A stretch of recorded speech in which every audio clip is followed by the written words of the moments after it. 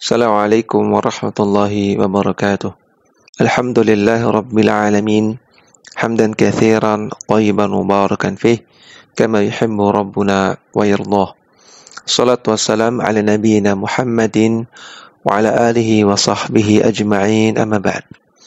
Para santri sekalian, kembali kita lanjutkan membaca kitab At-Ta'liqat Al-Mukhtasarah ala Matn Al-Aqidah At-Tahawiyah karya Syekh Shalih bin Fauzan Al-Fauzan hafizahullahu ta'ala, yang merupakan syarah terhadap kitab Al-Aqidah At-Tahawiyah karya Imam Abu Ja'far At-Tahawi rahimahullahu ta'ala. Al-Imam Abu Ja'far At-Tahawi rahimahullahu ta'ala mengatakan, "Madamu bima ja'a bihi an-nabiyyu sallallahu alaihi wasallam mu'tarifina."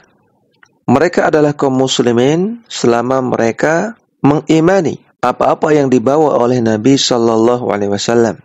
Walahu bikulli ma qalahu wa akhbara musaddiqina. Dan selama mereka membenarkan apa-apa yang Nabi ucapkan dan apa-apa yang Nabi kabarkan. Syekh Shalih Al-Fauzan hafizahullahu ta'ala mengatakan, "Amma law jahadu syai'an mimma ja'a bihi an-nabiy sallallahu alaihi wasallam wa lam ya'tarifu saru kuffaran."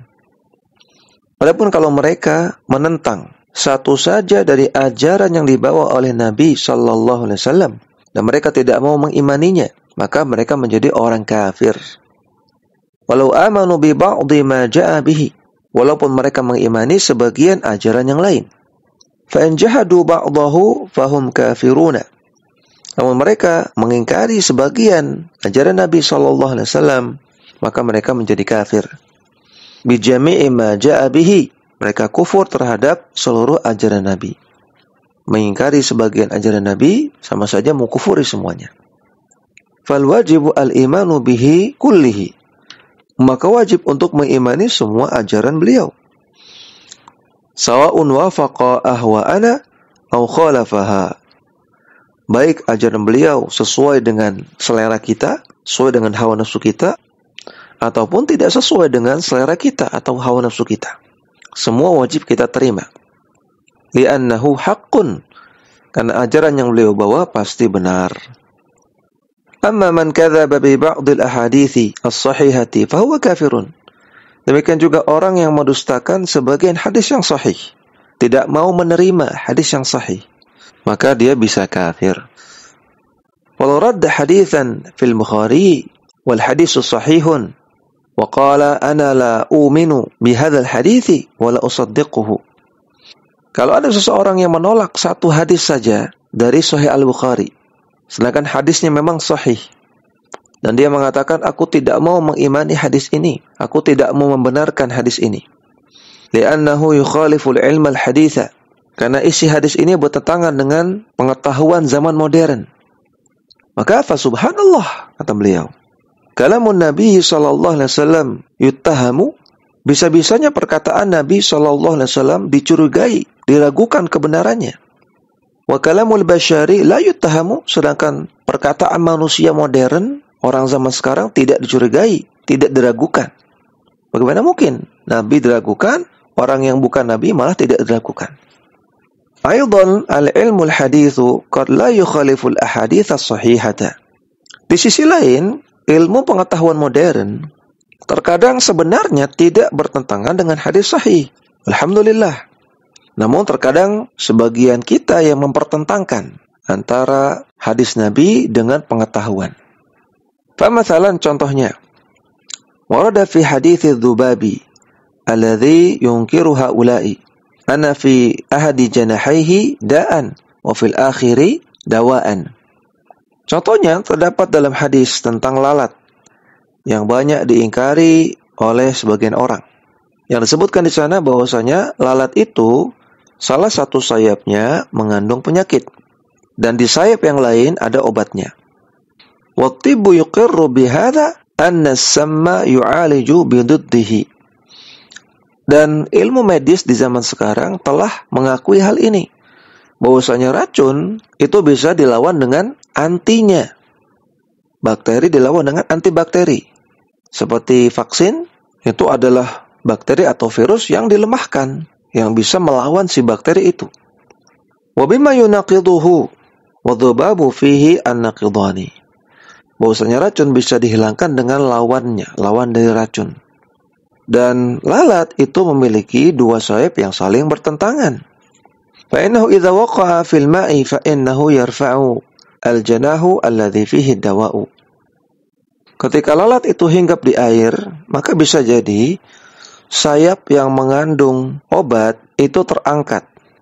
Wa yaghmisu al-janahu alladhi fihi sammu. Sedangkan sayap yang mengandung racun itu tenggelam ke dalam air. Sehingga airnya menjadi beracun. Karena sayap yang mengandung obat tidak masuk ke air. An-Nabi sallallahu alaihi wasallam amara bi ghamsihi bi janahihi alladhi fihi dawa'u. Maka Nabi sallallahu alaihi wasallam memerintahkan untuk menenggelamkan lalat tersebut. Sehingga sayap yang mengandung obat juga ikut tenggelam. Fa yughalibus samma, sehingga obat yang terkandung dalam sayap tersebut bisa mengalahkan racunnya. Ini hadisnya sahih riwayat Al-Bukhari. Fahadha yuqirruhu at-tibbu wa la yarudduhu. Maka fakta ini diakui oleh ilmu medis, tidak diingkari sama sekali. Walakinnahu lamma khalafa adwaqu haula'il juhali saru yatakallamuna bihadzal kalami. Namun ketika orang-orang jahil itu memiliki perasaan yang berbeda dengan kandungan hadis tersebut, kandungan hadisnya tidak sesuai dengan perasaan mereka, tidak sesuai dengan akal mereka, pendapat mereka, maka mereka pun akhirnya mengucapkan perkataan yang keji tersebut. Mereka ucapkan, aku tidak mau imani hadis ini dan aku tidak mau benarkan. Wa hadza kufrun wal iyadu billahi. Maka ini adalah bentuk kekufuran. Semoga Allah lindungi kita darinya. Walahum maqalatun syani'atun nahwas sunnati. Dan mereka memiliki perkataan-perkataan yang lebih keji lagi terhadap sunnah Nabi. Yaruddunaha wa yushakkikuna fiha.